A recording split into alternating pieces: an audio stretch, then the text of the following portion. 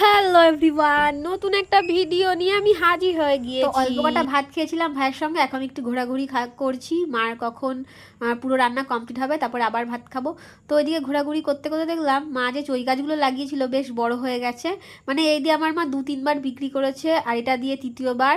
তো বেশ ভালোই মোটা হয়ে গেছে। মা, আমার সোনা মা এসে বলছে, মা দেখো এখানকারগুলো আরও বেশি মোটা হয়ে গিয়েছে। তো যত মোটা হবে পুরনো হবে গাছ তত বেশি দাম হবে। কার কার চই লাগবে চলে আসো। এদিকে মার মাছের ঝোলটা পুরো রেডি হয়ে গেছে।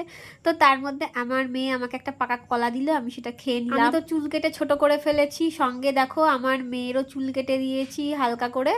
তো মেয়েও বলছিল আমারটা দেখাও।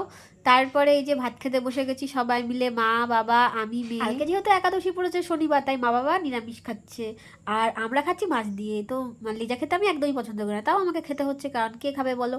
আর মেয়েকে মাছের মাথাটাও বেছে দিচ্ছিলাম। তো ভিডিওটা এখানেই শেষ করছি। সবাই ভালো থেকো, সুস্থ থাকো, আর দেখা হচ্ছে পরের কোনো ভিডিওতে।